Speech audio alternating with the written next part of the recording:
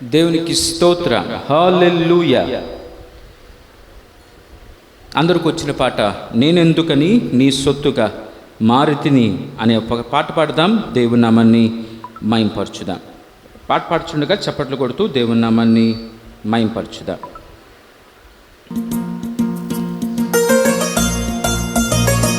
స్తోత్రం. హల్లెలూయా.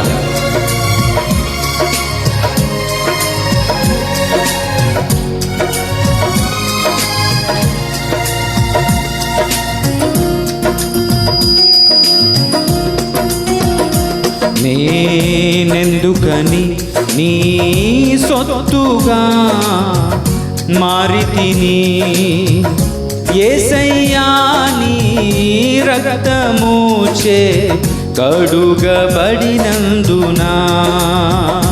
నేనెందుకని నీ సొత్తుగా మారితిని, యేసయ్యా నీ రక్తముచే కడుగబడినందున. నీ అనాది ప్రణాళికలో హర్షించెను నా హృదయ సీమా. నీ అనాది ప్రణాళికలో హర్షించెను నా హృదయ సీమా.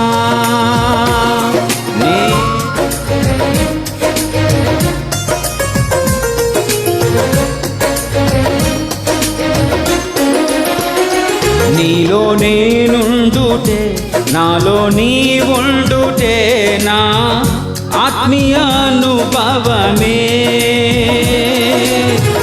పరిశుద్ధాత్ముని అభిషేకముతో నే పరిపూర్ణత చెందినే. నీలో నేనుండుటే, నాలో నీ ఉండుటే నా ఆత్మీయ అనుభవమే. పరిశుద్ధాత్ముని అభిషేకముతోనే పరిపూర్ణత చెందినే. ఆహా నా ధన్యత, ఓహో నా భాగ్యము, ఏమని వివరింతునో, ఏమని వివరింతునో. ఆహా నా ధన్యత, ఓహో నా భాగ్యము, ఏమని వివరింతునో, ఏమని వివరింతునో. నేనెందుకని నీ సొత్తుగా మారితిని, యేసయ్యా నీ రక్తముచే కడుగబడినందున. నేనెందుకని నీ సొత్తుగా మారితిని, యేసయ్యా నీ రక్తముచే కడుగబడినందున. నీ అనాది ప్రణాళికలో హర్షించెను నా హృదయ సీమా. నీ అనాది ప్రణాళికలో హర్షించెను నా హృదయ సీమా. సంతోషంగా ఉన్నవారు దేవునికి స్తోత్రం చెప్తాం. హల్లెలూయా. స్వరలెత్తుదాం. హల్లెలూయా. రైట్. ఒక చిన్న అనౌన్స్మెంట్తో ఈ వాక్యంలోనికి మనం వెళ్ళిపోదాం. వచ్చే నెల, ఏ నెల చెప్పాలి? ఏ నెల? జూలై నెల. జూలై నెల 1వ తారీఖు నుండి 7వ తారీఖు వరకు. ఎప్పటి నుండి?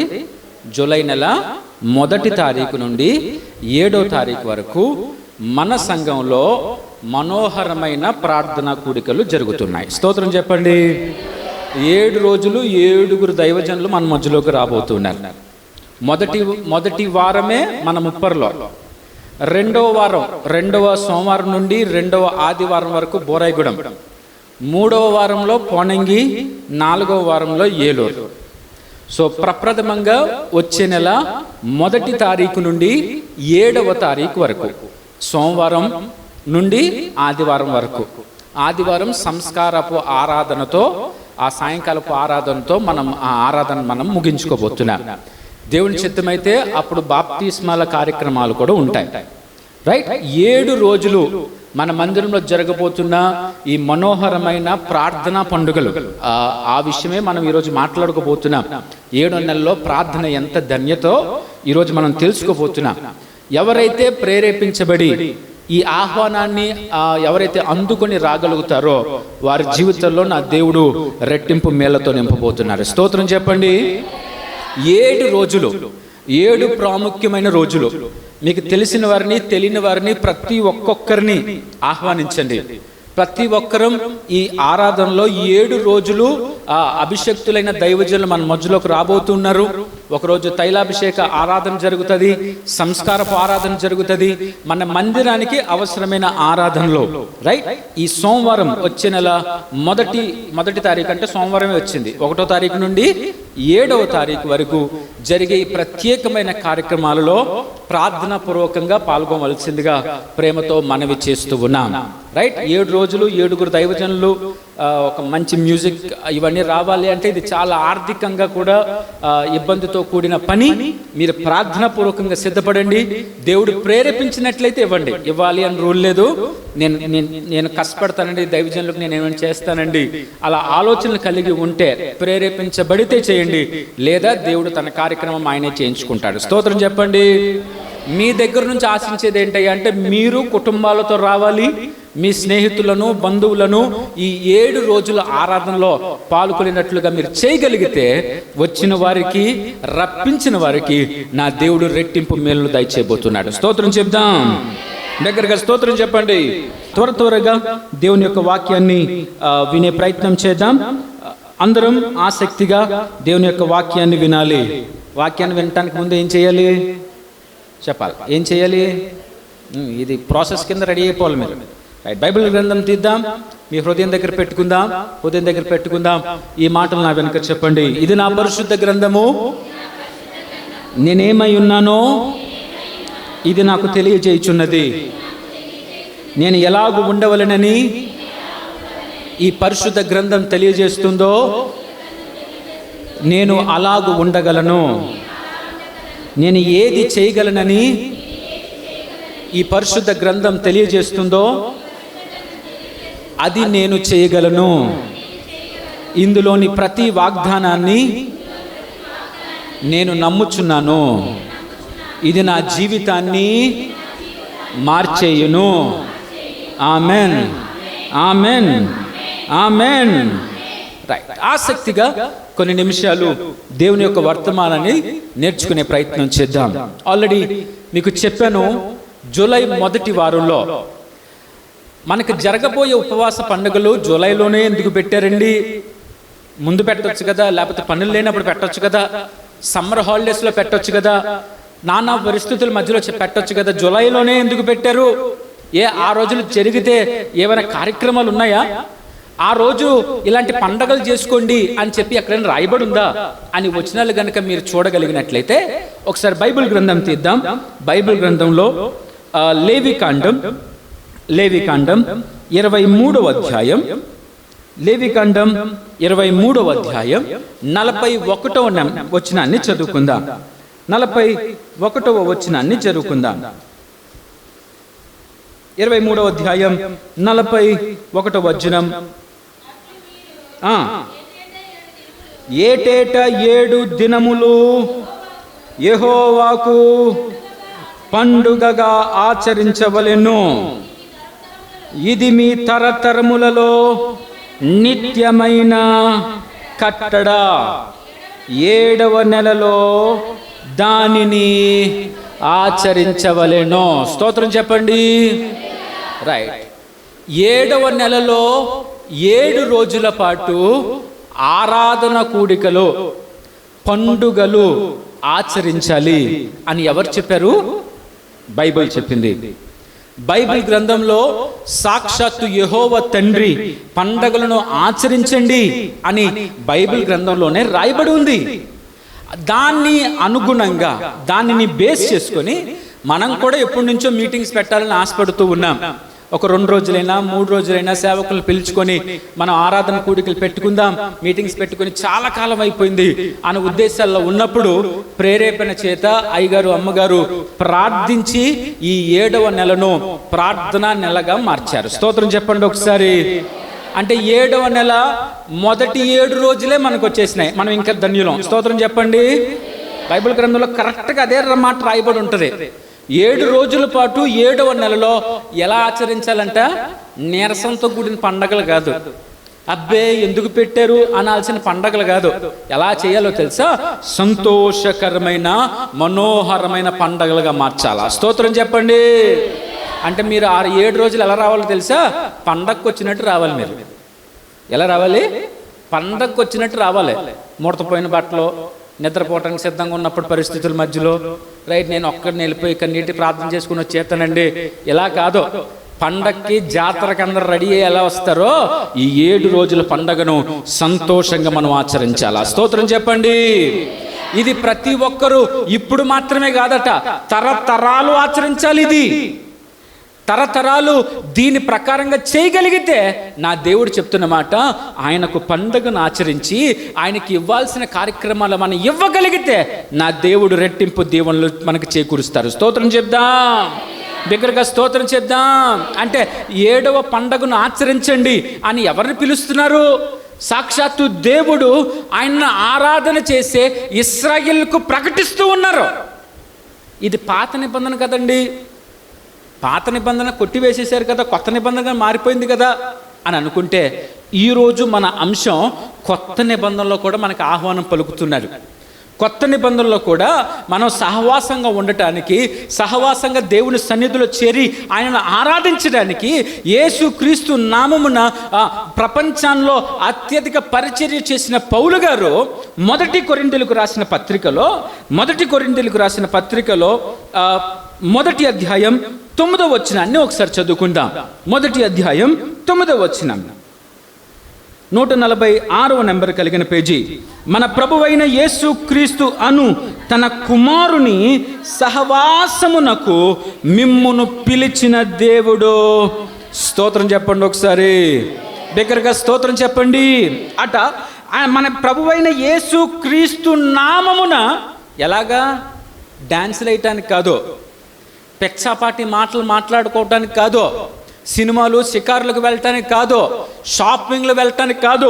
మన ప్రభువైన యేసు క్రీస్తు నామమున తన కుమారుని సహవాసమునకు ఎవరు పిలిచాడో తెలుసా?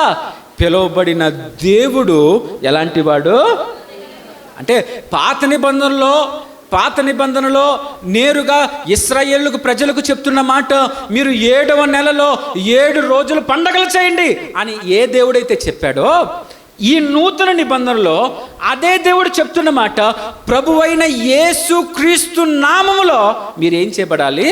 సహవాసంగా కూడాలి, ఆరాధన చేయబడాలి. అందుకే రెండింటిని మనం ఏం చేసాం? లింక్ చేసాం.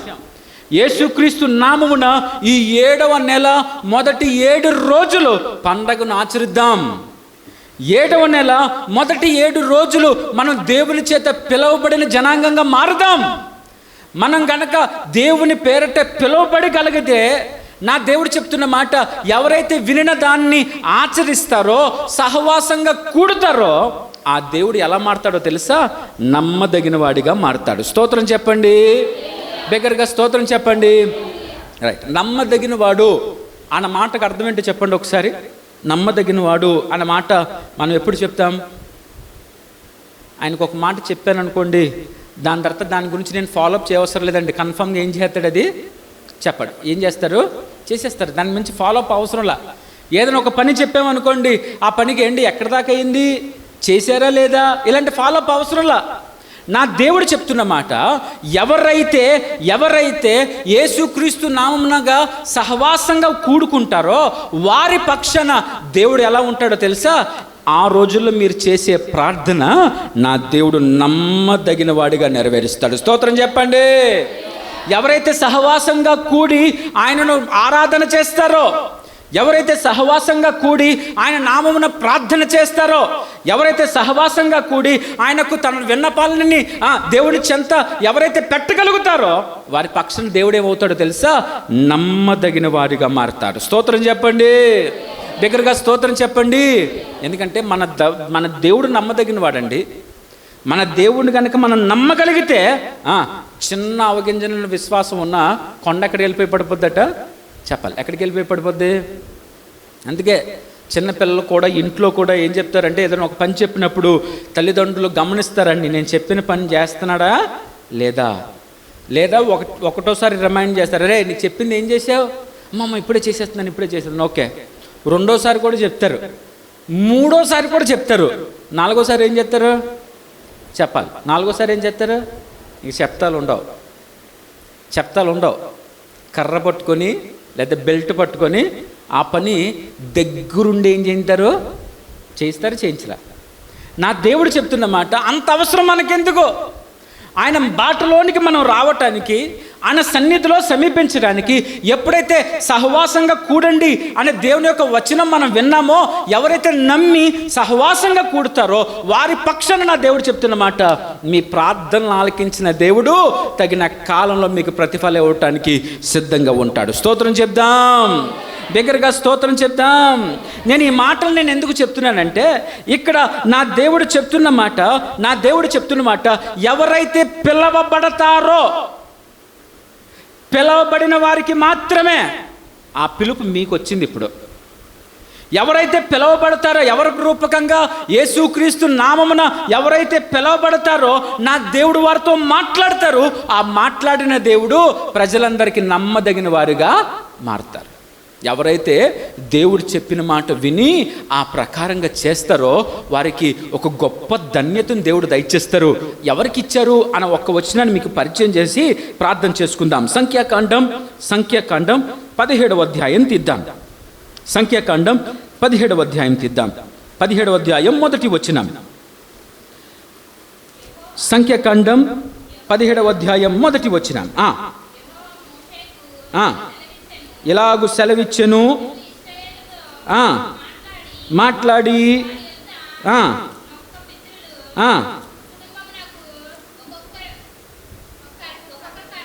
ఒక్కొక్క కర్రగా అనగా వారి ప్రధానులందరి యొద్ద వారి వారి పితరుల కుటుంబముల చొప్పున 12 కర్రలను తీసుకొని ఎవరి కర్ర మీద వారు పేరు.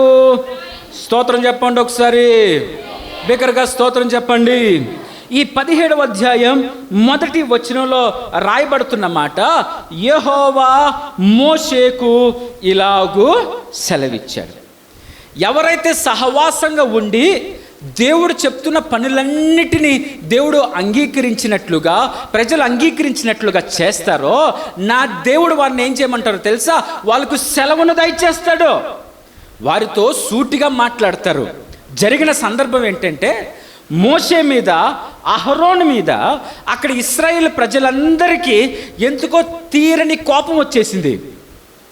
మోషే, ఓ అహరోను, ఇంకా మీ అధికారం కింద మేము పనిచేయలేం. మేము మనుషులం కాదంటారా? మాలో అధికారమైన పరిస్థితులు మా జీవితంలో లేదంటారా? మేము లీడర్లుగా ఉండలేమంటారా? మేము దేవుని చేత పెడవబెడలేమంటారా? మేము కూడా 12 గోత్రాల్లో మాకు కూడా ప్రధానులు ఉన్నారు కదా, 12 గోత్రాల్లో మాలో కూడా లీడర్స్ ఉన్నారు కదా, మేము కూడా ఆధిపత్యం మాకు కావాలి, మేము కూడా అధికారులుగా మేము ఉండబడాలి. ఆ మాటలన్నీ మోషే అహరోనులు విన్నారట. వారిద్దరితో పాటు ఇంకొక ఆయన కూడా విన్నారు. ఎవరైనా చెప్పాలి, ఎవరైనా ఆ మాటలు కూడా మీరు చూడండి. 16వ అధ్యాయం తీద్దాం. 16వ అధ్యాయం 41వ వచనంలో కనుక చూడగలిగితే, 41వ వచనం, మరునాడు ఇశ్రాయేలుల సర్వ జనాంగము మోషే అహరోనులకు విరుద్ధనగా మీరు యెహోవా ప్రజలను ఏం చేస్తున్నారంట? వాళ్ళందరూ సనుక్కుంటున్నారట. ఎవరి మీద సనుక్కుంటున్నారు? మోషే అహరోను మీద సనుక్కుంటున్నారు. నేను అంటాను, మోషే అహరోను మీద సనుక్కుంటున్న ఈ పరిస్థితుల మధ్యలో ఎగ్జాక్ట్గా ఈ కార్యక్రమం ఎప్పుడు జరుగుతుందయ్యా అంటే, 7వ నెల మనం పండగలకు సిద్ధమవుతున్న సందర్భం ఇశ్రాయేలీలో. 7వ నెల మనోహరమైన పండుగలకు సిద్ధమవుతున్న సందర్భాల మధ్యలో సాతానుడు విరోధి ఏం చేశాడంటే ఇశ్రాయేలీయుల మనసులను కలిసివేయటం ప్రారంభించాడు. ఎలా చేస్తున్నారు అని అంటే, ఇశ్రాయేలీయులందరినీ బయటకు తీసుకొచ్చిన మోషే గారి మీద, లేవీయుల గోత్రంలో ప్రధానుడిగా ఉండాల్సిన అహరోను మీద లేనిపోని ఆలోచనలు వచ్చేసినాయి. అంటున్నమాట, మేము ఎంతమందిగా చనిపోవటానికి కారణం ఎవరు? మీరిద్దరే అని ఏం చేస్తున్నారంటే వాళ్ళు సనుక్కుంటున్నారు. ఈ మాటలు నేను ఎందుకు చెప్తున్నానో తెలుసా? మన ఆధ్యాత్మిక జీవితాల్లో కూడా, మన జీవితాలు ఈ లోకంలో నడుస్తూ ఉన్నప్పుడు కూడా మనం ఎన్నిసార్లు ఎంతమంది చేత అవమానమైన మాటలు అనుభవించామో మిమ్మల్ని వదిలేస్తున్నాను. సార్, ఏ పని చేసినా ఎవరేమనుకుంటున్నారో అని ఒక చిన్న ఆ పరిస్థితి మధ్యలో బలంగా అడుగేయలేకపోతున్నానండి. ఈ పని చేసి ఒకవేళ నేను ఫెయిల్ అయిపోతే, ఈ పని చేసి ఒకవేళ నేను సాధించలేకపోతే ఏమనుకుంటారో అన్న భయంతో ఆ పని నేను ప్రారంభించలేకపోతున్నానండి. నేను అంటున్న మాట, ఇక్కడ ఎవ్వరు ఇశ్రాయేల్ ప్రజల గురించి ఏమనుకున్నా వినేవాడు ఒకడున్నాడు, ఆయన యెహోవా తండ్రి. స్తోత్రం చెప్పండి. ఈ మాటలన్నిటిని విన్నాడట. పండుగల కోసం సిద్ధం అవుతున్న ఇశ్రాయేల్ ప్రజల మధ్యలో ఇలాంటి ఒక పరిస్థితి, ఇలాంటి వినూత్నమైన కార్యక్రమం. అదిగో ఏంటి, ప్రజలందరూ ఏమనుకుంటున్నారు? మేము లేమా? మేము అధికారంలో లేమా? మేము ఇశ్రాయేల్ ప్రజలు నడిపించలేమా? ప్రార్థనతోనే చెయ్యాలా? మాకు మేముగా చెయ్యాలా? మేము ఎందుకు చేయకూడదో? మేము కూడా దేవుని చేత అధికారం పొందాలి అనే ఆలోచనలు వచ్చిన వాళ్ళందరి మాట ఎవరు విన్నాడు? సాక్షాత్తు దేవుడు విన్నాడు. ఈ మాటలన్నీ విన్న దేవుడు మోషే గారితో ఇలా సెలవిస్తున్నాడట. ఏమని సెలవిస్తున్నాడో తెలుసా? ఇదిగో, ప్రతి గోత్రంలో ప్రధాని గారికి కుటుంబ పక్షాన ఒక కర్ర ఒకటి ఉంటుంది. ప్రతి కుటుంబానికి ఏముంటుంది? ఒక కర్ర. అంటే వారు తాతల కాలం నుండి ఏం చేస్తున్నారు? ఆ కర్ర చెప్పాలి. ఏం చేస్తున్నారు ఆ కర్ర? అరే, నేను చచ్చిపోతున్నాను రా, ఇదిగో ఈ వంశపు బాధ్యత నీదే అని ఈ కర్రను తీసుకెళ్ళి ఆయన చేతిలో పెట్టేవాడు. ఆ కుమారుడు వచ్చి తన కుమారుడి చేతుల్లో పెట్టేవాడు, ఆయన వచ్చి తన కుమారుడి చేతుల్లో పెట్టేవాడు. అలాగా తాతల తరాల నుండి ఆ కర్ర ఏం చేయబడుతుంది? యెహోవా తండ్రి చెప్తున్న మాట, మోషే, తరతరాలను వస్తున్న కర్ర మీద ఏం చేస్తారో తెలుసా? ఆ గోత్రపు పేర్లు ఏం చేయి లిఖించు. ఎవరైతే ఆ గోత్రానికి సంబంధించిన వారు ఉన్నారో ఆ గోత్ర ప్రధాని యొక్క పేరు ఆ కర్ర మీద రాయి. అయితే లేవి గోత్రపు వారు మాత్రం ఏం చేయాలో తెలుసా? అహరోను పేరు ఆ కర్ర మీద రాయాలి. చదువుదామా? ఆ మాట కూడా చదువుదాం. కాబట్టి మోషే ఇశ్రాయేలులకు చెప్పగా వారి ఇశ్రాయేలుతో చెప్పగా వారి ప్రధానులందరూ తమ తమ పితరుల కుటుంబంలో ఒక్కొక్క ప్రధాని ఒక్కొక్క కర్ర చొప్పున 12 కర్రలు తీసుకొని వచ్చి ఆయనకు అర్పించారు. ఎందుకు? వాళ్ళు కూడా అధికారం కోసం చూస్తున్నారు కదా. నా దేవుడు ఇప్పుడు అహరోనుని పక్కన పెట్టి మమ్మల్ని అధికారులుగా తీసుకొస్తారేమో, అహరోనుని పక్కన పెట్టి మాకు అధికారం ఇస్తారేమో అన్న ఆశతో ఎవరి దగ్గరకు వచ్చారు? మోషే గారి దగ్గర తీసుకొచ్చి ఆ కర్రలన్నీ మోషే గారికి అప్పచెప్పారట. మోషే గారు ఏం చేశారో తెలుసా? ఆ 12 కర్రలో 12 గోత్రాల్లో వచ్చిన 12 కర్రలో ఆ కర్రల మీద ఏమున్నాయి చెప్పాలి? ఏమున్నాయి? వాళ్ళ పేర్లు ఉన్నాయి. ఆ కర్రలన్నీ తీసుకొచ్చి ప్రభు సన్నిధిలో పెట్టారట. ఎప్పుడు పెట్టారు? ప్రభు సన్నిధిలో పెట్టారు. ఎప్పుడైతే ప్రభు సన్నిధిలో ఆ 12 కర్రలు పెట్టారో ఆ కర్రలన్నీ ఎలా అయిపోయినాయో తెలుసా? ఎలా అయిపోయినాయి?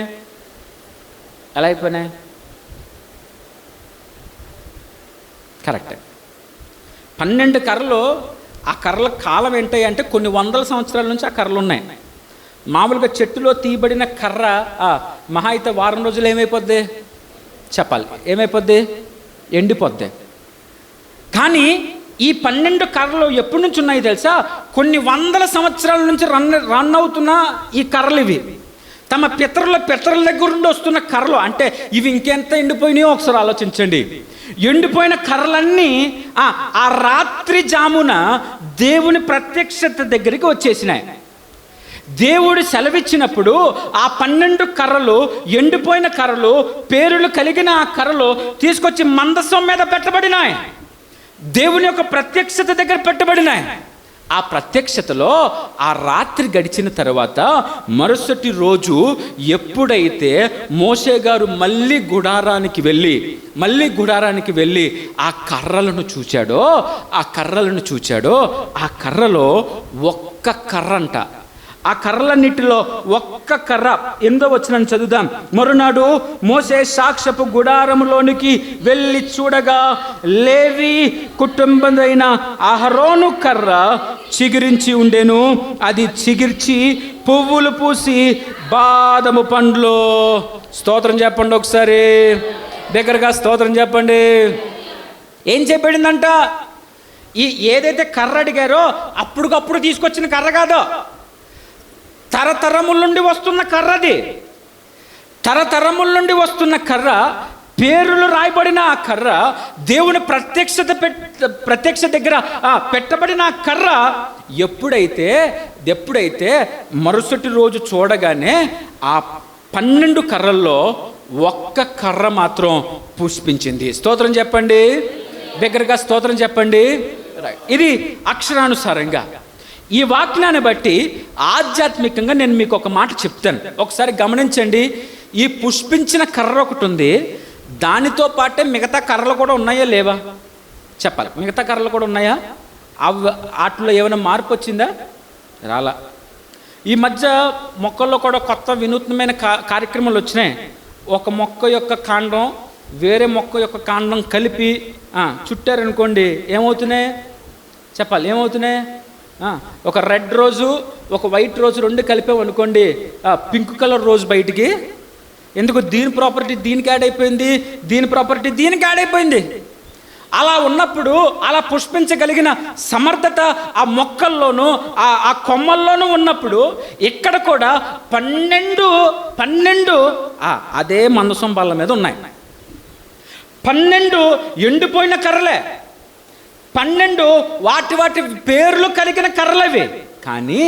కానీ దేవుని పేరట చెప్తున్నాను, దేవుని మనసులో ఎవరైతే ఉన్నారో, దేవుని హృదయానుసారంగా ఎవరైతే నడవగలుగుతున్నారో, దేవునికి నచ్చిన పనులు, దేవుడు చెప్పిన పనులు ఎవరైతే చేయగలుగుతున్నారో, ఆ కర్ర ఎండిన అది పుష్పించేటట్లుగా మార్చేస్తాడు. స్తోత్రం చెప్పండి. ఇంకా పక్కన కర్రలతో పని లేదు. నేను కూడా సేమ్ లెవెల్ నాకు కూడా ఉంది కదండి. నేను అహరోను గారితో సేమ్ ఈక్వల్గా ఉన్నాను కదండి. నాకు అధికారం ఉంది కదండి. నేను కూడా పెద్దవాడినే కదండి. ఏజ్లోను, అనుభవంలోను, పరపతిలోను అన్నిటిలో నాకు ప్లస్ ఉంది కదండి. కానీ ప్రతి ఒక్కరు పుష్పించరో. ఎవరు పుష్పిస్తారో తెలుసా? ఆయన నామానికి అనుగుణంగా ఎవరైతే ఉంటారో వారు మాత్రమే పుష్పించి పెడతాడు. స్తోత్రం చెప్పండి దగ్గరగా, స్తోత్రం చెప్పండి.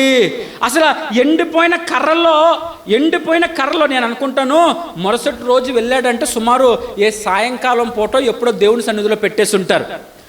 ఒక ఊహా చిత్రాన్ని మీకు ఇస్తాను. అంటే సుమారు 6 గంటలకి పెట్టాడు అనుకుందాం దేవుని యొక్క మందసం దగ్గర. 6 గంటల నుండి 8 గంటల వరకు నేను అనుకుంటాను ఎండిపోయిన ఉండాల్సిన కర్ర పచ్చగా మారిపోయి ఉంటుంది. 8 గంటల నుండి 12 గంటల దాకా 1-2 ఆకులు మొలిపించుంటుంది. 12 గంటల నుండి 3 గంటల దాకా ఆ పచ్చటి ఆకుల మధ్యలో నుండి చిన్న పూలు పూసుంటాయి. ఆ 3 గంటల నుండి 6 గంటల వరకు ఆ పూలు పూసిన ఆ పరిస్థితుల్లో నుండి బాదం కాయలను కూడా దేవుడు ఏం చేశాడు? ఇదంతా 5 సంవత్సరాల్లో చేయలే, ఇదంతా 10 సంవత్సరాల్లో చేయలే, ఒక్క రాత్రిలో చేశాడు. స్తోత్రం చెప్పండి. నా దేవుడు ఎండిపోయిన ప్రతి జీవితాన్ని ఫలభరితంగా మార్చేశాడు. కొన్ని సంవత్సరాలుగా చెట్టుతో లేని ఆ స్పర్శను ఎప్పుడైతే దేవుని సన్నిధానంలో వచ్చి పెట్టబడిందో, దేవుని అనుకూలంగా మారిందో, ఆ చెట్టు, ఆ కొమ్మ, ఆ ఎండిపోయిన కొమ్మ బాదం కాయలు పూసేటట్లుగా మారిపోయింది. స్తోత్రం చెప్పండి ఒకసారి. నేను అంటాను, ఈ 7వ నెలలో 7 రోజుల్లో ఎవరైతే తమ హృదయాన్ని దేవునికి అనుగుణంగా మార్చుకుంటారో, ఈ 7 రోజుల ప్రార్థన పండుగలలో ఎవరైతే నిస్వార్థంగా మనఃపూర్వకంగా ఆరాధనలో పాల్గొంటారో, దేవునికి అనుగుణంగా జీవించగలుగుతారో, నేను చెప్తున్న మాట అలనాడు అహరోను కర్ర చిగురించినట్టు ఎండిపోయిన మన ప్రతి జీవితం నా దేవుడు చిగురింపగా మార్చేస్తాడు. స్తోత్రం చెప్పండి. బిగ్గరగా స్తోత్రం చెప్పండి. నేను అంటాను, ఆ రాత్రిలో దేవుడి ప్రత్యక్షతలో అన్ని కర్రలు ఉన్నాయి. చాలామంది పాల్గొంటారు, చాలామంది దేవుని మాటలు వినేవారుగా ఉంటారు, చాలామంది దేవునికి అనుకూలంగానే జీవిస్తూ ఉంటారు. కానీ ఫలప్రదితంగా ఉండదండి జీవితాల్లో. ఇంకా ఎండిపోయిన స్థితే, ఇంకా ఇబ్బందులతో కూడిన స్థితే. నేను అంటాను, ఫలవంతంగా ఎందుకు మారలేదు? ఎండిపోయిన కర్ర బాదం కాయలు కాసేసినాయి అంట పొద్దునికి. ఎండిపోయిన కర్ర మిగతా కర్రలన్నిటికన్నా వ్యత్యాసంగా మారిపోయిందట. ఇంకొక మాట మీకు చెప్పమంటారా? ఇంకొకసారి ఎవరు దేవుడి సన్నిధి గురించి తక్కువగా మాట్లాడొద్దని ఏం చేశారంటే, అదే వచనాల్లో 11వ వచనం చూద్దాం, చూడండి. అప్పుడు యెహోవా మోషేకు ఆజ్ఞాపించినట్లు అతడు చేశాడు, అలాగుననే చేశాడు. అయితే ఇశ్రాయేలు మోషేతో ఇట్లని, ఇదిగో నా ప్రాణములు మేమందరము నశించిపోతుమి, యెహోవా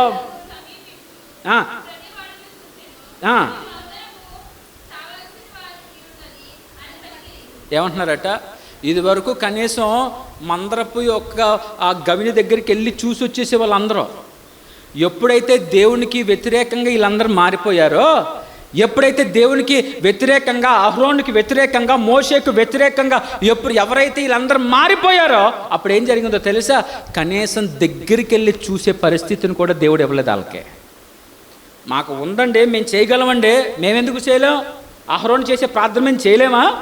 అహరోను చేసే కార్యక్రమాలు మేము చేయలేమా అని అనుకున్న వాళ్ళందరూ ఇప్పుడు ఏమన్నారో తెలుసా? అది చూస్తే అమ్మో మా వల్ల కనిపించట్లేదండి, ఆ ప్రకాశత మేము చూడలేం. దగ్గరికి వెళ్ళిన వాళ్ళందరూ ఏమైపోయారో తెలుసా అండి? చనిపోవటం. ఇలా అంటాను, ఎవరైతే హృదయానుసారంగా ఉంటారో దేవునికి అత్యంత సమీపంగా జీవిస్తారు. స్తోత్రం చెప్పండి. మన ఎండిపోయిన ప్రతి బ్రతుకు ఫలించేటట్లుగా మారాలి అంటే మీరేం చేయబడాలో తెలుసా? ఎండిపోయిన మీ జీవితాలను దేవుని ప్రత్యక్ష యందు పెట్టాలి. ఎవరి జీవితాల్లో, నా జీవితంలో సార్ ఇది ఎండిపోయిన స్థితిలో ఉందండి, నా కష్టం అసలు ఎంత కష్టపడినా ప్రతిఫలాలు రావట్లేదండి, నేను ఎంత కష్టపడినా అనుకున్నది సాధించలేకపోతున్నానండి, ఎంత కష్టపడినా ఇది చిల్లు సంచులో వేసినట్లుగా అయిపోయిందండి, ఎంత కష్టపడినా సాధించలేకపోతున్నానండి, ఫలవంతంగా మారట్లేదండి. నేను అంటాను, దేవుని ప్రత్యక్ష దగ్గర తీసుకొచ్చేయటమే. అహరోను నా దేవుడు సెలవిచ్చినట్లుగా ఆ లేవి గోత్రాల్లో అహరోను పేరు రాసుంటారు. నేను అనుకుంటాను, ఒకవేళ అహరోను పేరు కాకుండా వేరేవాడి పేరు రాసుంటే అది కూడా ఎండేది కాదు. ఒక మాట మీకు చెప్పమంటారా? ఎవరి కర్రలు చిగురుస్తాయో తెలుసా? ఆయన హృదయానికి ఎవరైతే అంగీకారంగా మారతారో వారి కర్రలు మాత్రమే చిగురిస్తాయి. మీ వ్యక్తిగత జీవితంలో మిమ్మల్ని మీరు ప్రశ్నించేసుకోండి. ఇప్పుడు నేను దేవునికి హృదయానుసారంగా నేను జీవిస్తున్నానా? దేవునికి ఇవ్వాల్సిన ప్రాధాన్యత నేను దేవునికి ఇస్తూ ఉన్నానా? నేను దేవుని సన్నిధి అంటే సంతోషంగా పాల్గొనే ప్రయత్నాలు నేను చేస్తూ ఉన్నానా?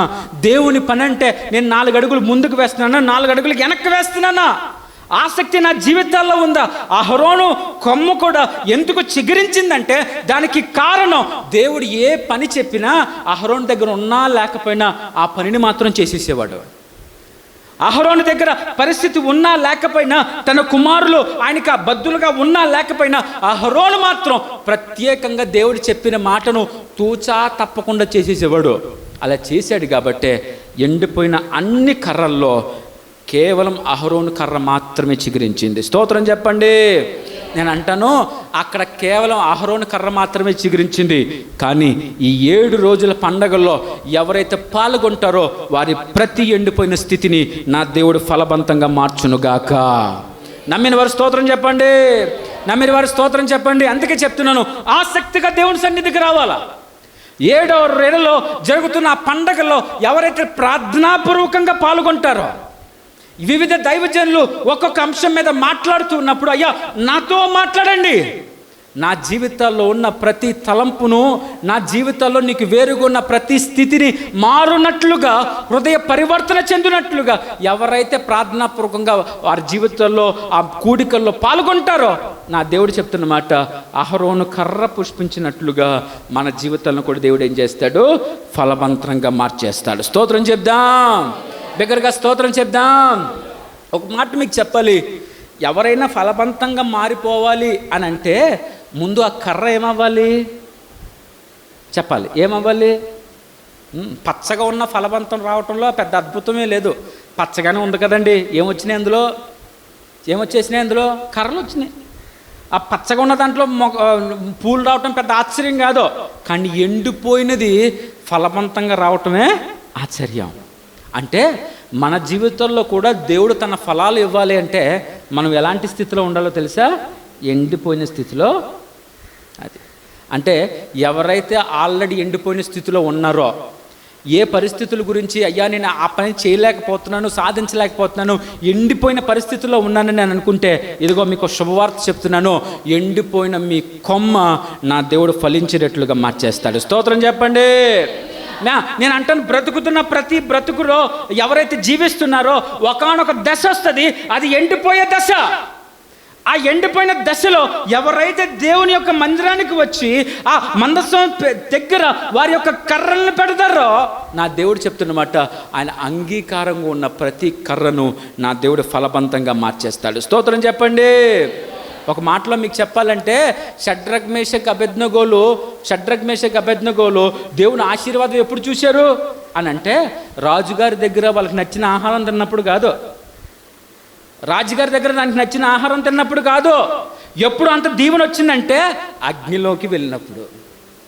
ఎప్పుడైతే అగ్నిలోకి వెళ్ళాడో, ముగ్గురు నలుగుగా మారారో, అప్పుడు ఆ రాజుగారు చెప్తున్నమాట, ఇదిగో షడ్రక్ మేషక్ అబేద్నెగోలకు వ్యతిరేకంగా ఎవరైతే చెప్పారో వాళ్ళందరినీ తీసుకొచ్చి అందులో వేసేయండి అని చెప్పాడు. ఆ దీవెన ఎప్పుడు వచ్చిందో తెలుసా? శ్రమలోనికి వెళ్ళినప్పుడు. మనం ధైర్యంగా ఉండాలండి.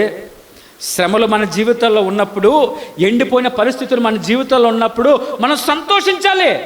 ఇంకొకరు కూడా చూపిస్తాను. యోసేపు గారు కూడా దీవెన ఎప్పుడు పొందాడు? తన తండ్రి దగ్గర ఉన్నప్పుడు దీవెన పొందల. నా తండ్రి దగ్గర చెప్పిన మాటలన్నీ, అన్న మీద తమ్ముడి మీద చెప్పేసిన మాటలన్నిటి ఉన్నప్పుడు అవలా. ఎప్పుడు ఆశీర్వాదం చూసాడో తెలుసా? జైల్లోకి వెళ్ళిన తర్వాత ఆశీర్వాదం చూశాడు. తండ్రిని వదిలేసిన తర్వాత ఆశీర్వాదం చూశాడు. యోబు గారు కూడా రెండింతల ఆశీర్వాదం అన్ని ఉన్న స్థితిలో, బలులు అర్పిస్తున్న స్థితిలో దేవుడు ఇవ్వలేదు. ఎప్పుడైతే సర్వం కోల్పోయాడో, మొత్తం నాశనం అయిపోయిందో, ఆ పరిస్థితుల్లో కూడా దేవునికి అనుగుణంగా జీవించాడు కాబట్టి అందులోంచి బయటికి తీసిన దేవుడు రెండింతల ఆశీర్వాదాన్ని దయచేశాడు. స్తోత్రం చెప్పండి. బిగ్గరగా స్తోత్రం చెప్పండి. ఇలా చెప్పుకుంటూ పోతే బైబిల్ గ్రంథంలో పరమ భక్తులుగా పిలవస్తున్న ప్రతి ఒక్కరి జీవితంలో సమృద్ధిని చూశారు, కానీ ఎండిపోయిన స్థితి ఉంది. ఆ ఎండిపోయిన స్థితిలో దేవునికి అనుగుణంగా ఎప్పుడైతే వారు జీవించారో వెంటనే వారు రెండింతలుగా ఆశీర్వదించబడ్డారు. స్తోత్రం చెప్పండి. నేను అంటాను, ఈ మనోహరమైన పండగలు ఎండిపోయిన ప్రతి పరిస్థితిని, గ్రాఫ్లో నెగటివ్లోకి వెళ్ళిపోయిన ప్రతి స్థితిని నా దేవుడు 2x ఆఫ్ ప్రాఫిట్ని దయచేయునుగాక. స్తోత్రం చెప్పండి. ఎవరైతే అయిపోయింది సార్, ఇంక ఎవరు నా పక్షాన రావట్లేదండి, ఎవరు నా జీవితంలో అనుగురించినట్లుగా నేను మారలేకపోతున్నానండి, నా జీవితం చిన్న భిన్నం అయిపోయిందండి, మొత్తం ఎండిపోయిన స్థితిలోనే నేను ఉన్నానండి, నా దేవుడు చెప్తున్నమాట, ఆ కర్రలన్నింటిని ఎవరి దగ్గరికి తీసుకురావాలో తెలుసా? దైవజనుడు ద్వారా, మోషే ద్వారా దైవ ప్రత్యక్షతలో పెట్టాలి. ఎండిపోయిన ప్రతి కర్ర దైవ ప్రత్యక్షతలో పెట్టాలి. అందరి యొక్క విజ్ఞాపనలు దైవుని ప్రత్యక్షతలో పెడతారు. ఎవరైతే పెట్టారో ఆ రాత్రి జామున దేవునికి అంగీకారంగా ఎవరైతే ఉంటారో వారి పక్షాన నా దేవుడు ఏం చేస్తాడో తెలుసా? వారిని పచ్చగా మార్చడం కాదు, ఆకులు వచ్చేటట్లుగా మార్చడం కాదు, పువ్వులు పూసినట్లుగా మార్చడం కాదు, డైరెక్ట్గా వారన్నిటికీ ఫలాలను నా దేవుడు దయచేస్తాడు. స్తోత్రం చెప్పండి. స్తోత్రం చెప్పండి. పచ్చగా మారిపోవటం కూడా నా దేవుడి దృష్టిలో అద్భుతం కాదు. అసలు చాలామంది క్రైస్తవులు దేవుడిని నమ్ముకుంటున్నారు అని అంటే, యెహోవా తండ్రిని నమ్ముతున్నారు అంటే కారణం ఏంటో తెలుసా? అన్ని పోయిన స్థితిలో కూడా తిరిగి అన్నిటినీ దేవుడు దయచేయటమే మన దేవుని యొక్క స్పెషాలిటీ. యెహోవా తండ్రిని ఎందుకు నమ్ముతున్నారయ్యా అంటే, సార్ ప్రపంచమంతా వదిలేశారండి, కానీ నా దేవుడు చెప్తున్న మాట, చేతులు చాపి తన కౌగిల్లోకి దేవుడు ఏం చేస్తున్నాడు? ఆహ్వానిస్తున్నాడు. ఏ దేవుడు చెప్పడండి, అరే నా దగ్గరికి రావాలి అంటే అదిగో అక్కడ ఉన్నాను, నడుచుకుంటూ వచ్చాయి, మోకాల మీద వచ్చాయి. ఎలా వచ్చాయి? మోకాల మీద. దాన్నే తీసుకొచ్చి మన దగ్గర కూడా పెడుతున్నారు. ఇక్కడ వేలంగిని మాత, కొణదల కొండ, ఇవన్నీ ఏం చేస్తున్నారు? దాన్నే కాపీ పేస్ట్ చేసేస్తున్నారు. ఇక్కడ చాలామంది మోకాల మీద, ఎందుకమ్మా మోకాల మీద నడుచుకెళ్ళిపోతున్నారు అని అంటే, అనుకున్నాను. వాళ్ళు మోకాల మీద నడిస్తే కానీ నేను ఇవ్వను అని చెప్పే దేవుడు అండి మన దేవుడు. మీరు మీరు మాతో తిరగలుగా బొర్లు వస్తే తప్ప నేను చేయను అని చెప్పాడండి బైబిల్లో. ఏం చెప్పాడో తెలుసా? 7వ నెలలో సంతోషంగా సహవాసంగా కూడండి. సంతోషంగా సహవాసంగా కూడండి. అందరూ సహవాసంగా ఉండి దేవుణ్ణి సంతోషంగా ఆనందంగా ఆరాధించండి. మీరు చేసే ఆరాధన దేవుడికి అంగీకారంగా ఉండగలిగితే, నా దేవుడు చెప్తున్న మాట, ఏ కర్ర అయితే ఎండిపోయి దేవుని యొక్క ప్రత్యక్షతలో ఉంటుందో ఆ ప్రతి కర్ర పచ్చగా మారటం కాదు, పుష్పించడం కాదు, డైరెక్ట్గా ఫలాలున్న దేవుడు దయచేస్తాడు. స్తోత్రం చెప్పండి, దగ్గరగా స్తోత్రం చెప్పండి. నేను అంటాను, అలాంటి స్థితి, అలాంటి పరిస్థితి ఈ 7వ నెలలో మనం అందరం పొందుకోవాలా. ఎప్పుడు పొందుకుంటామో తెలుసా? ఆసక్తిగా దేవుని యొక్క ఆరాధనకు రావాలి. మనం కూడా కుదిరితే 4-5 ఫ్లెక్స్లు పెడదాం, కొన్ని వైట్ కలర్ పాంప్లెట్స్ ప్రింట్ చేసి ఇస్తాను, రైట్? ప్రతి ఒక్కరికి డిస్ట్రిబ్యూట్ చేయండి. వచ్చే ఆదివారం ప్రతి మందిరంలో వాటిని పెట్టే ప్రయత్నం చేద్దాం, రైట్? సో ఉదయకాలమే జరుగుతుంది కాబట్టి శనివారం శుక్రవారానికి మీ చేతుల్లో పెడతాను. ప్రతి సంఘానికి ఇవ్వండి. ఇచ్చి, అయ్యా మనోహరమైన కూడికలు పెడుతున్నాం, ఆధ్యాత్మికంగా పలబడటానికి మందిరానికి ఆహ్వానించండి, రైట్? ఆహ్వానించి మన పక్షాన మనం కార్యక్రమం చేసి, అయ్యా నేను మాత్రం వినటం కాదు, నలుగురిని కూడా వినేటట్లుగా నా పని నేను చేశాను, ఆసక్తి నా జీవితంలో ఉంది, ఎంతోమందిని పిలిచాను, నా పక్షాన నేను కార్యక్రమం చేశాను అని గనక పిలవబడగలిగితే, హృదయానుసారంగా ఉంటే, నేను చెప్తున్న మాట, మీ ఎండిపోయిన ప్రతి స్థితి ఏమైపోతుందో తెలుసా? ఆశీర్వాదంగా మారిపోద్ది. 12 కర్రల్లో ఒక్కర్రే. నేను అనుకుంటాను కనీసం 2వ కర్ర ఏమాత్రమైన పచ్చదయిందంటే పచ్చది అవ్వలేదు. ఎందుకు? వాళ్ళందరికీ అహంకారం. సర్లే రమ్మన్నారుగా, నేను ఒక్కడిని వస్తే సరిపోద్దులే, సర్లే నేను లీడర్గా ఉండాలి, నేను చూసిన తర్వాత ఏదేదో అనుకున్నాయేమో 12 కర్రలు. అందులో ఒక్క కర్ర మాత్రం అనుకుంది, అయ్యా నీ చిత్తమైతే ఉంచు, లేకపోతే నేను ఆధిపత్య ఈ పరిస్థితిలోకి రావటానికి కారణం, లేవీల్లో ప్రధానంగా నేను నా కోసం, నా కుటుంబం కోసం కాదు, మిగతా 12 గోత్రాలు కోరుచుకోరు, నేను అదే ఈక్వల్గా ప్రార్థన చేసేవాడిని, అయ్యా నా స్వార్థం నేను చూసుకోలేదు అని పశ్చాత్తాపంతో అహరోను గారు ఉన్నారు కాబట్టి డైరెక్ట్గా కాయలుగా వేసేసినాయి. ఇంకొక మాట కింద ఆ వచనాలు రాయబడుతుంది, ప్రతి ఒక్కరికి అది ప్రూఫ్గా ఉండటానికి ఆ చిగురించిన కర్ర ఎక్కడ ఉండాలో తెలుసా? బయటగా అది ఉండేది. తిరిగి అహరోనుకి ఇవ్వద్దా కర్ర? మందసంలో ఉండాలి అది. స్తోత్రం చెప్పండి. ఇప్పటికీ ఆ చిగురించిన అహరోను కర్ర, ఏ అహరోను గారైతే తన పేరు రాశాడో, ఏ అహరోను గారైతే కర్ర మీద పేరుని చెక్కాడో, ఆ కర్ర ఎప్పటికీ సజీవంగానే ఉంది. స్తోత్రం చెప్పండి.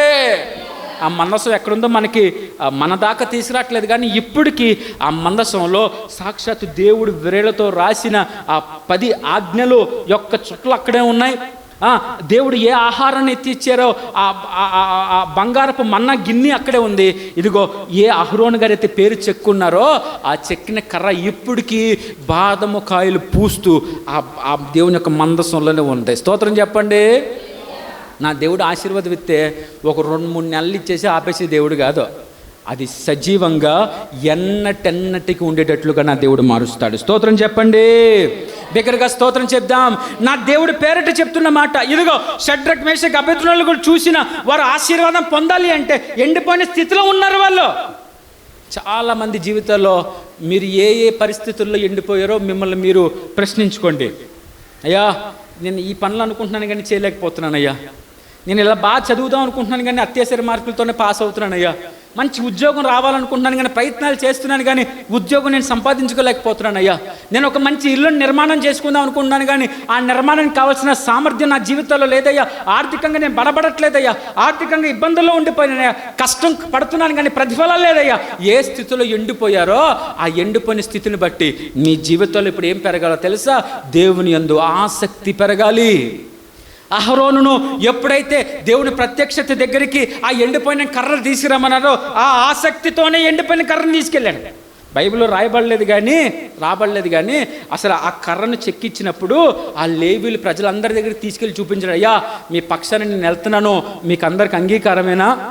సాక్షాత్తు దేవుడు అహరోను పేరు రాయమన్నారు, నేను రాయటానికి సిద్ధంగా ఉన్నాను, మీ అంగీకారమేనా? అందరి యొక్క అంగీకారం తీసుకొని వచ్చాడు. ఎవరో? అహరోను గారు. మిగతా వాళ్ళందరూ అంతే, ఎవరైతే బాగా ఉన్నారో వారి పేర్లు రాసుకొని ఇచ్చేశారు. ఆ దేవుని యొక్క కర్ర పుష్పించటం అంటే మీరు ఎంత ధన్యులుగా ఉంటారో ఒకసారి ఆలోచించండి. నేను కూడా నా జీవితంలో చెప్తాను, నేను కూడా చాలా పరిస్థితుల మధ్యలో ఎన్నో సంతోషంగా ఉన్నాను, చాలా బాధల్లో కూడా చాలా సందర్భాల్లో నేను, మీకేం బాధ అండి, హ్యాపీగా ఉన్నారో, మంచి ఉద్యోగం అండి, మంచి పరిస్థితులు అంటే నా బాధలు మీకు ఎవరికి తెలీదు. రాత్రి నిద్రపోయేటప్పుడు కూడా రేపు పొద్దున్న బిజినెస్ గురించి కల వచ్చేస్తుంది మాకు. ఎందుకంటే నేను సుమారు ఒక 5గురికి సమాధానం చెప్పాలి పైన, నా పైన బాస్కి, ఆయన బాస్కి, ఆ పైన బాస్కి, ఆ పైన బాస్కి. ఇప్పుడు ఆయన కూడా వచ్చేస్తున్నారు లైన్లోకి. ఎందుకంటే బిజినెస్ అవ్వట్లేదు. నీకు ఇంచుమించు 40 మంది టీంని ఇచ్చాం, ఆ 40 మంది టీంలో ఎందుకాడు పని చేయలేదు, ఎందుకు ఇడి పని చేయలేదు, ఎందుకాడు అన్ని ఎక్కువ నెంబర్లు చేశాడు, ఎందుకు ఇడి ఫోన్ కాల్స్ చేయట్లేదు, ఈ 40 మంది తాలూకా చరిత్ర ఎవరికి చెప్పాలి? నేను పైనోడికి చెప్పాలా?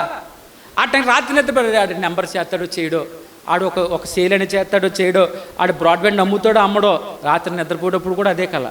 పొద్దున్న లెగ్గనే 5:30కి స్టార్ట్ అవుద్ది నా బిజినెస్. ఎన్నింటికి? ఇంకా రాత్రి ఏం గుర్తొస్తుందో చూడండి. ఇంకా 5:30కి వెళ్ళాలంటే పొద్దున్నే నేను ఏం చేయాలా? ఈ లోపల బైబిల్ చదువుకోవాలా, వాక్యం చదువుకోవాలా. 5:30కి బిజినెస్ స్టార్ట్ చేయాలంటే 4:30కి నేను లెగాల. రాత్రి నిద్రపోయేటప్పటికి 11:30, 12 అయిపోద్ది. ఈ బిజినెస్ టెన్షన్స్లో కూడా నా బాధలో నాకు మాత్రమే నేను చెప్తాను.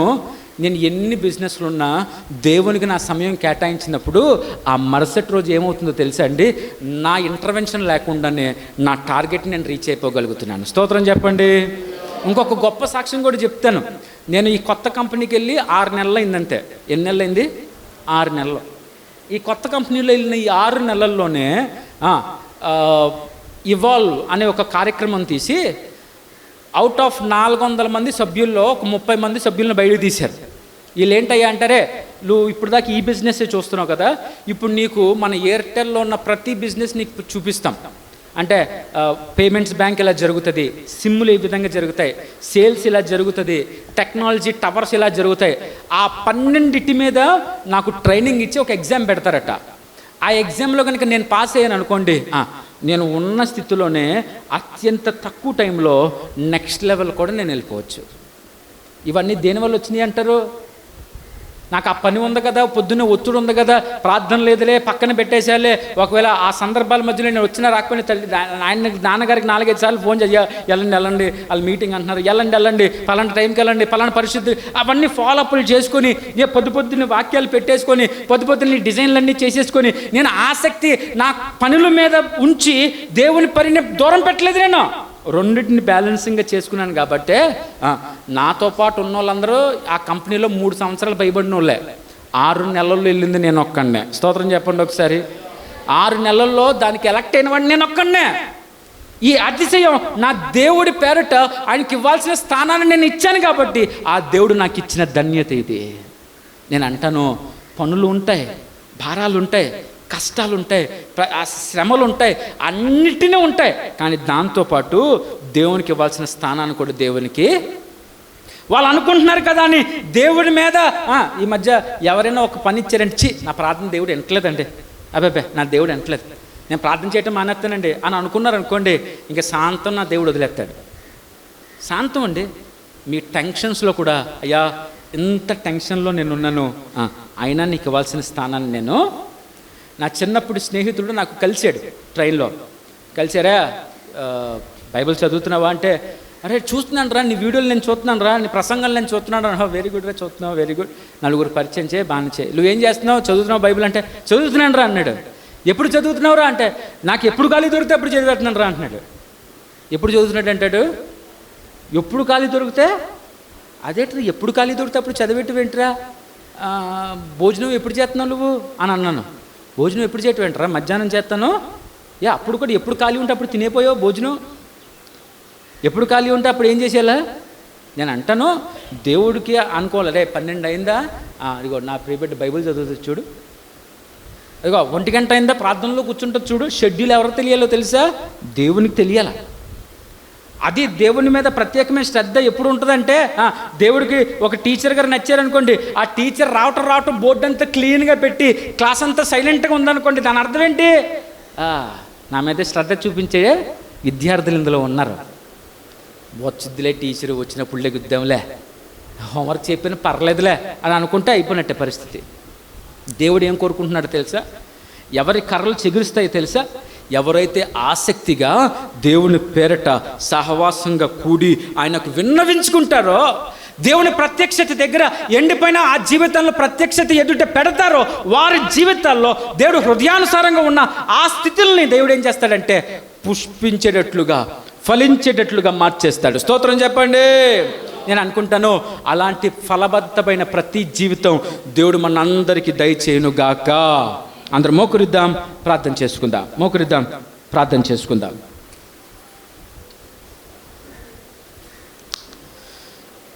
మనోహరమైన పండుగల కోసం సిద్ధపాటు నా దేవుడు 2 వారాల ముందే మనకు దయచేశాడు. ఆ 7వ నెలలో పండుగలను చేయండి, తరతరాలు ఈ పండుగను ఆచరించండి. ఏ దేవుడైతే చెప్పాడో అదే దేవుడు చెప్తున్న మాట యేసు క్రీస్తు నామమున సహవాసంగా కూడిన వారి పక్షాన నా దేవుడు నమ్మదగిన వారిగా మారతాడట. ఆ సహవాసంగా కూడే స్థితి దేవుడు మనకు దయచేస్తూ ఉన్నాడు. 7వ నెలలో జరగబోతున్న ఆ మనోహరమైన పండుగలు మన జీవితాల్లో కూడా ఒక గొప్ప స్థితిని దేవుడు మనకు దయచేయాలి. ఒక గొప్ప స్థితిని దేవుడు మనకు దయచేయాలండి. ప్రతి ఎండిపోయిన జీవితం నా దేవుడు ఫలవంతంగా మార్చే జీవితాలుగా ఆ 7 రోజులు 7 దైవజనులతో జరగబోతున్న ప్రత్యేకమైన కూడికలలో ప్రతి ఎండిపోయిన జీవితం ఫలవంతమైన జీవితంగా మార్చబడాలి. ఆ 7 రోజుల్లో జరిగే ఆ ప్రార్థనలు, 7 రోజుల్లో జరిగే ఆ పరిస్థితులు, 7 రోజులు 7 దైవజనులు చెప్తున్న ఆ అద్భుతమైన వాక్యాలతో మన జీవితాల్లో, మన ఎండిపోయిన జీవితాలు ఫలవంతంగా మారిపోవాలా. సిద్ధపాటు కలిగి ఉండాలి, ఆసక్తి కలిగి ఉండాలి. అయ్యా, నా సన్నిధిలో నేను కూడా పాల్గొంటానండి. నా పక్షాన నా కుటుంబ సభ్యులందరినీ ఆ మీటింగ్స్లో ఇన్వాల్వ్ అయ్యేటట్లుగా నేను మారుస్తానండి. నా పక్షాన ఎంతోమంది ఈ అవకాశాన్ని సద్వినియోగం చేసుకునేటట్లుగా నా ఆసక్తి నేను కనబరుస్తానండి. ఆసక్తిగా దేవుని మందిరానికి రండి. ఆ రోజుల్లో ఆ పండుగలు ఆచరించిన ప్రతి జీవితంలో నా దేవుడు ఘనమైన కార్యాలతో వారందరినీ తృప్తిపరచబోతున్నాడు. నిజమే, షడ్రక్, మేషక్, అబేద్నెగోలో కూడా 2 ఆశీర్వాదం ఎప్పుడు చూశారో తెలుసా? అగ్నిగుండంలో ఉన్నప్పుడే. ఎవరైతే శ్రమల్లో ఉన్నారో దయచేసి ఆ శ్రమల్లో మీరు దిగులు చెందొద్దు, కన్నీరు పెట్టొద్దు. ఎండిపోయిన ప్రతి జీవితం దేవుని ప్రత్యక్షతలోనికి రావాలి. ఎండిపోయిన ప్రతి పరిస్థితి దేవుని మందసం దగ్గరికి రావాలి. ఎవరైతే దేవుని హృదయానుసారంగా జీవిస్తారో, ఎవరైతే ఎండిపోయిన ఆ స్థితిని దేవుని ప్రత్యక్ష దగ్గర పెట్టదారో, మరుసటి రోజుగట అది పచ్చదనంగా మారి పుష్పించి ఫలాలను కూడా తీసుకొచ్చిందట. ఆసక్తి కనపరిస్తే నా దేవుడు ఎండిపోయిన ప్రతి పరిస్థితిని దేవుడు ఫలవంతంగా మార్చగలిగిన దేవుడు. ఆ చీకటి పూట దేవుడు ఎండిపోయిన స్థితిని పచ్చదనంగా మార్చేశాడట. నిజమే, మన జీవితంలో కూడా ఈ 6 నెలల్లో ఎన్నో అవమానాలు గుండా వచ్చుంటాం. ఎంత కష్టపడిన ఫలాలు సంపాదించుకునే స్థితిలో వచ్చుంటాం. రాజా, నేను ఆ ఒక్క స్థితిని మాత్రం నేను దాటలేకపోతున్నానండి. ఆ ఒక్క స్థితి నాకు అడ్డంకంగా ఉండిపోతుందండి. ఆ ఒక్క పరిస్థితి నేను దాటలేకపోతున్నానండి. నా దేవుడు చెప్తున్న మాట, ఆ ఎండిపోయిన స్థితిలో దేవుని మందసం దగ్గరికి చేరండి. ఆ ఎండిపోయిన స్థితిలో దేవుని యొక్క సన్నిధిలోనికి చేరండి. ఈ పండుగలను ఆచరించగలిగితే అహరోను కర్రను దేవుడు పుష్పించినట్లుగా, అహరోను కర్రను బాదము కాయలు ఫలించేటట్లుగా మార్చినట్లుగా ఎండిపోయిన మన జీవితాలను దేవుడు ఫలవంతంగా మార్చిపోతున్నాడు. అలాంటి స్థితిని దేవాది దేవా మీరే మాకు దయచేయండి యేసయ్య అంటూ ఒకసారి 2 చేతులు పైకెత్తుదాం. బిగ్గరగా దేవాది దేవునికి స్తోత్రాలు చెప్దాం. హల్లెలూయా, హల్లెలూయా, హల్లెలూయా, హల్లెలూయా. ప్రార్థన చేద్దాం. మన మధ్యలో ఇస్సాక్ గారు ప్రార్థనలు నడిపిస్తారు.